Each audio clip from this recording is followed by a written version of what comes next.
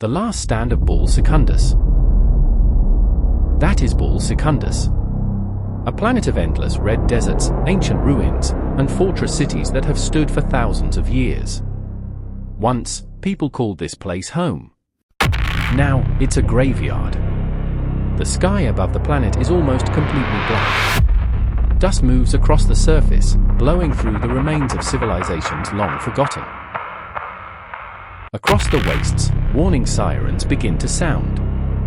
The defenders already know what is coming. They've seen the darkness between the stars.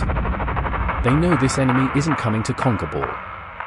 It isn't coming to rule. It's coming to consume. Deep inside the fortress cities, the sons of Sanguinius prepare for war. The Blood Angels have faced death before. They fought traitors, Daimons, Xenos. They've bled across 1,000 worlds. But this enemy is different. It doesn't fear death. It doesn't retreat. It doesn't negotiate. It doesn't even understand mercy. It only hungers.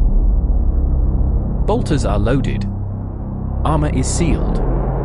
Ammunition is carried to the walls. And beneath the crimson banners of their chapter, every warrior understands the truth. There will be no rescue. There will be no second chance. Baal Sacundus must hold.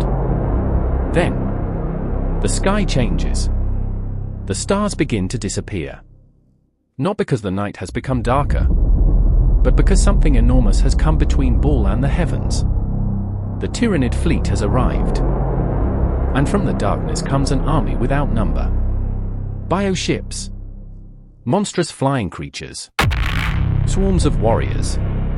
An endless tide of claws, teeth, and chitin. They have crossed the darkness of space for only one reason: to feed. The first impact shakes the entire world. Bioorganic pods fall from the heavens. They hit the desert. They hit the ruins. They slam into the fortress walls. And then, the pods open. The swarm comes out. The defenders open fire. Bolters roar. Heavy cannons thunder. Last guns cut through the darkness. For a moment, the desert becomes a storm of fire. Tyranids fall by the hundreds, then by the thousands.